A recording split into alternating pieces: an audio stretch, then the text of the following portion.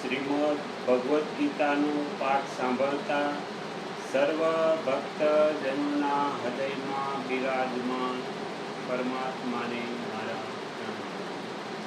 આજે ઉત્તરદા એકાદશીના દિવસે આપણે શ્રીમદ ભગવદ્ ગીતાના 17મા અધ્યાયનો પાઠ કરીશું। એકાદશીના દિવસે શ્રીમદ ભગવદ્ ગીતાના પાઠનું શ્રવણ કરવાનું વિશેષ મહત્વ હોય છે। તો આજે આપણે પ્રથમ 17મા અધ્યાયનું મહાત્મ્ય સાંભળીએ, ત્યાર પછી 17મા અધ્યાયના જે શ્લોકો છે એમનો ગુજરાતી અનુવાદ સાંભળીશું।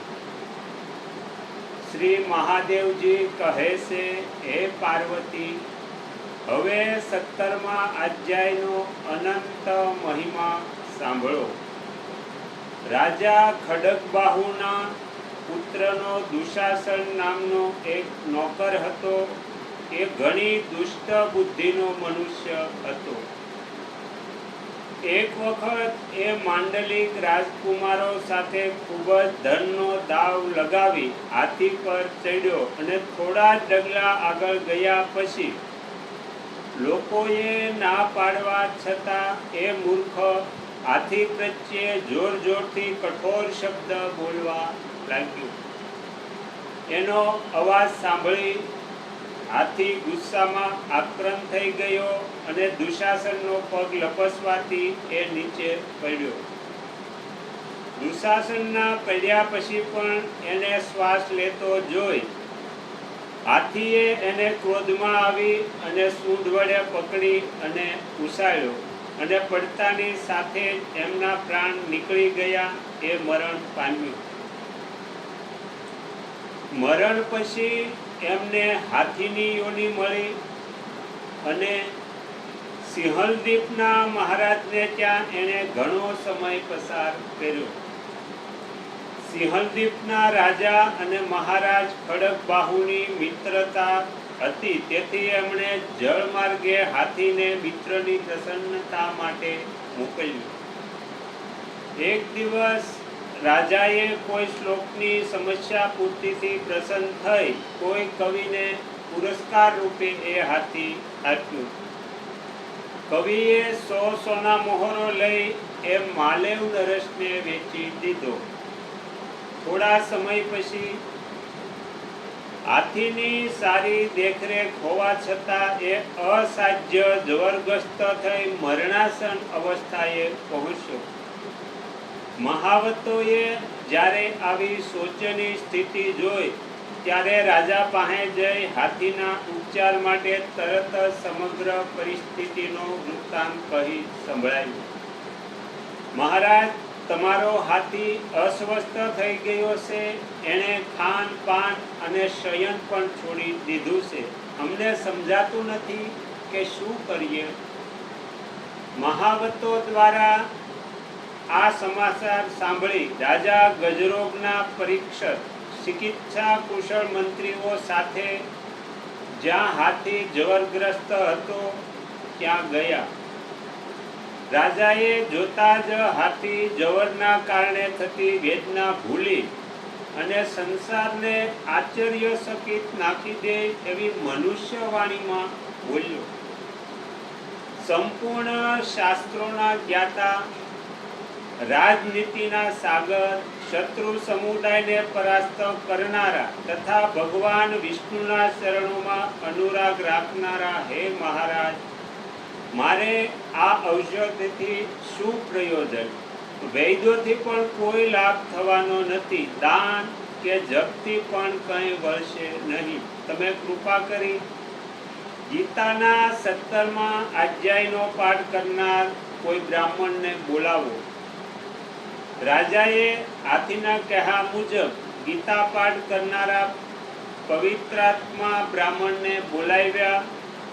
બ્રાહ્મણે જ્યારે પવિત્ર જળને અભિમંત્રિત કરી એ હાથીની ઉપર છાંટ્યું ત્યારે દુશાસન ગજયોનીનો ત્યાગ કરી સદગતિને પામ્યું।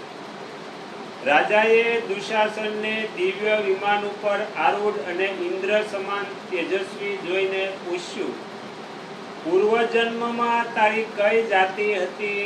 શું સ્વરૂપ હતું, કેવું આચરણ હતું, કયા કર્મોથી તું આથી થઈને અહીં આવ્યો છે, એ બધું મને કહે. રાજાના આ પ્રમાણે પૂછવાથી ત્યારે સંકટથી મુક્ત થયેલ દુશાસને વિમાન પર બેઠા બેઠા શાંતિથી પોતાના પૂર્વજન્મની સમગ્ર કથા કહી સંભળાવી. પછી નરશ્રેષ્ઠ માલવ નરેશ પણ ગીતાના 17મા અધ્યાયનો પાઠ કરવા લાગ્યા અને થોડા સમય પછી એમની પણ મુક્તિ થઈ. તો આ હતું 17મા અધ્યાયનું મહાત્મય. હવે આપણે 17મા અધ્યાયના શ્લોકોનો ગુજરાતી અનુવાદ સાંભળશું. 17મો અધ્યાય શ્રદ્ધાતય વિભાગ યોગ. શરૂઆતમાં અર્જુન પૂછે છે કે હે કૃષ્ણ, જેવો શાસ્ત્ર વિધિ છોડીને શ્રદ્ધાયુક્ત થઈને પૂજન કરે એની સ્થિતિ કેવી મનાય? સાત્વિક, રાજસિક કે તામસિક? તો અર્જુનના પૂછવાથી ભગવાન શ્રી કૃષ્ણ કહે છે, મનુષ્યો શાસ્ત્રીય સંસ્કારોથી રહિત ફક્ત સ્વભાવ મુજબ ઉત્પન્ન થયેલી એ શ્રદ્ધા સાત્વિકી, રાજસી અને તામસી 3 પ્રકારની હોય છે. એને તું મારી પાસેથી સાંભળ. હે ભારત, બધા મનુષ્યોની શ્રદ્ધા એમના અંતઃકરણ અનુસાર હોય છે. દરેક મનુષ્યો શ્રદ્ધામય જ છે. તેથી જેની જેવી શ્રદ્ધા હોય એવો જ એ હોય છે. સાત્વિક પુરુષો એ દેવોને પૂજે છે.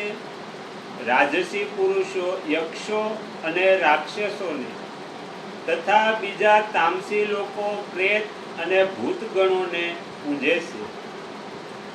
જે પુરુષ શાસ્ત્ર વિધિથી રહિત ફક્ત મન કલ્પિત ઘોર તપ કરે છે અને દંભ તથા અહંકારથી યુક્ત અને કામના, આસક્તિ તથા બળના અભિમાન વાળા છે, જે શરીર રૂપે સ્થિત પ્રાણી સમુદાયને અને અંતઃકરણમાં સ્થિત મુજ પરમાત્માને પણ ખુશ કરનારા છે, એ અજ્ઞાનીઓને તું આસુરી સ્વભાવના જાણ.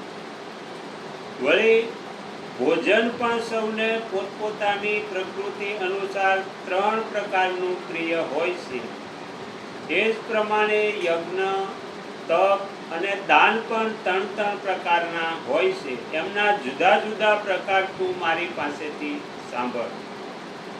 આયુષ્ય, બુદ્ધિ, બળ, આરોગ્ય, સુખ અને પ્રીતિ વધારનારું, રસયુક્ત, સિગંધ અને પૌષ્ટિક તથા મનને ગમે એવા ભોજનના પદાર્થો સાત્વિક મનુષ્યને પ્રિય હોય છે. પછી જે રાજસી મનુષ્યો હોય છે એમને કડવા, ખાટા, ખારા, તીખા, ગરમ, લુખા, દાહકારક, દુઃખ, શોક અને રોગ ઉત્પન્ન કરનારા આવા ભોજનો એમને પ્રિય હોય છે. અને જે તામસી મનુષ્યો હોય છે એ 1 પ્રહર સુધી પડી રહેલું ઠંડુ, વાસી, વિકૃત રસવાળું, ઉતરી ગયેલું, દુર્ગંધયુક્ત, એઠું અને અપવિત્ર આવું ભોજન જેને પ્રિય હોય એ તામસી પ્રકૃતિના મનુષ્યો છે. યજ્ઞ કરવો જોઈએ એમ મનથી નિશ્ચય કરીને ફળ ઈચ્છનારા પુરુષો શાસ્ત્ર વિધિમાં જણાવ્યા અનુસાર જે યજ્ઞ કરે છે એ સાત્વિક યજ્ઞ કહેવાય છે. પણ હે ભરત શ્રેષ્ઠ, ફક્ત દંભાચરણ માટે અને ફળના ઉદ્દેશ્યથી જે યજ્ઞ કરવામાં આવે એને રાજસ યજ્ઞ કહેવાય છે. શાસ્ત્ર વિધિ રહિત, અન્નદાન રહિત, મંત્રો રહિત, દક્ષિણા રહિત અને શ્રદ્ધા રહિત કરાતા યજ્ઞને તામસી યજ્ઞ કહેવાય છે. દેવ, બ્રાહ્મણ, ગુરુ અને જ્ઞાનીઓનું પૂજન, પવિત્રતા, સરળતા, બ્રહ્મચર્ય અને અહિંસા આ શરીરના તપ કહેવાય છે. શરીરના તપ ક્યાં ક્યાં કહેવાય કે દેવ, બ્રાહ્મણ, ગુરુ, જ્ઞાનીનું પૂજન કરવું, પવિત્રતા, સરળમાં સ્વભાવતા, બ્રહ્મચર્ય અને અહિંસા. પછી વાંચિક તપ હોય છે એ હોય છે કે ઉદ્વેગ ન કરનાર સત્ય, પ્રિય અને હિતકારી વચન બોલવું તથા સ્વાધ્યાય એટલે કે વેદશાસ્ત્રોનું અધ્યયન અને પરમેશ્વરના નામનો અભ્યાસ કરવો, આ બધું વાચિક તપ કહેવાય છે. ત્યાર પછી માનસિક તપ હોય છે. તો માનસિક તપ એમને કહેવાય છે કે મનની પ્રસન્નતા, સૌમ્યતા, મૌન, મન પર સંયમ અને હૃદયનો ભાવ પવિત્ર હોય, આ બધા માનસિક તપ કહેવાય છે. ફળની ઈચ્છા વિનાના યોગી પુરુષો દ્વારા પરમ શ્રદ્ધાથી આચરેલા આ ત્રણેય પ્રકારના તપને સાત્વિક તપ કહેવાય છે. જે તપ સત્કાર, માન અને પૂજા માટે અથવા બીજા કોઈ સ્વાર્થ કે માત્ર પાખંડથી જ કરવામાં આવે એ અનિશ્ચિત અને અલ્પ ફળ આપનારું રાજસી કહેવાય છે. જે તપ મૂઢતાપૂર્વક કરવામાં આવે, દુરાગ્રહથી, મન, વાણી અને શરીરને પીડા આપીને અથવા બીજાનું અનિષ્ટ કરવા માટે કરવામાં આવે એ તામસી તપ કહેવાય છે. દાન આપવું જ કર્તવ્ય છે એવા ભાવથી જે દાન દેશ, કાળ અને પાત્રનો વિચાર કરીને ફળની ઈચ્છા વિના આપવામાં આવે છે એને સાત્વિક દાન કહેવાય છે. પરંતુ જે દાન કલેશપૂર્વક એટલે કે કચવાતા મને ફળની ઈચ્છાથી અથવા ફળના ઉદ્દેશ્યથી આપવામાં આવે એ રાજસી દાન કહેવાય. જે દાન સત્કાર વિના તિરસ્કાર પૂર્વક અયોગ્ય દેશકાળમાં કુપત્રને આપવામાં આવે એને તામસ દાન કહેવાય છે. ઓમ તત્સત. આ પ્રમાણે સચ્ચિદાનંદ ઘન બ્રહ્મના નામોના 3 પ્રકારે નિર્દેશ કરેલા છે. એનાથી જ સૃષ્ટિના આદિકાળમાં બ્રાહ્મણો, વેદો અને યજ્ઞો નિર્મિત થયા. આથી વેદમંત્રોનું ઉચ્ચારણ કરનારા શ્રેષ્ઠ પુરુષોની શાસ્ત્રોક્ત યજ્ઞ, દાન અને તપરૂપી ક્રિયાઓનો આરંભ સદાય ઓમ આ પરમાત્માના નામનું ઉચ્ચારણ કરીને જ કરવામાં આવે છે. તત એટલે તત નામથી કહેવાતા પરમાત્માનું આ બધું છે. આ ભાવથી ફળની ઈચ્છા વિના અનેક પ્રકારની યજ્ઞ, તપરૂપી ક્રિયાઓ અને દાનરૂપી ક્રિયાઓ મોક્ષ ઈચ્છનારા પુરુષો દ્વારા કરવામાં આવે છે. સત આ પરમાત્માનું નામ સત્ય ભાવમાં અને શ્રેષ્ઠ ભાવોમાં વપરાય છે તથા એ પાર્થ ઉત્તમ કર્મોમાં પણ સત શબ્દનો પ્રયોગ કરવામાં આવે છે. તથા યજ્ઞ, તપ અને દાનમાં જે નિષ્ઠા છે એને પણ સત કહેવાય છે અને ઈશ્વર પ્રીતિ અર્થે કરેલા કર્મ પણ નિશ્ચયપૂર્વક સત જ કહેવાય છે. હે પાર્થ, અશ્રદ્ધાથી હોમેલું દ્રવ્ય એટલે કે કરેલો યજ્ઞ, આપેલું દાન, કરેલું તપ અને કરેલા જે કંઈ શુભ કર્મો એ બધા અસત કહેવાય છે. આથી એ આ લોકમાંય લાભદાયક નથી અને પરલોકમાંય લાભદાયક નથી. આ પ્રમાણે ઉપનિષદો, બ્રહ્મવિદ્યા તથા યોગ શાસ્ત્ર રૂપ શ્રીમદ ભગવદ્ ગીતામાં શ્રી કૃષ્ણ તથા અર્જુનના સંવાદ વિશે શ્રદ્ધાત્રય વિભાગ યોગ નામનો 17મો અધ્યાય સંપૂર્ણ. તમે તમારો કિંમતી સમય આપી એકાગ્ર ચિત્તે પ્રસન્નતાપૂર્વક આ શ્રીમદ ભગવદ્ ગીતાનો પાઠ સાંભળ્યો એ બદલ હું આપ સૌનો ખૂબ ખૂબ આભાર વ્યક્ત કરું છું અને આશા પણ રાખું છું કે તમને સાંભળવો ગમ્યો હશે. જો ગમ્યો હોય તો અન્ય ભક્તજનો સુધી પણ પહોંચાડજો. શ્રી સદગુરુદેવની જય.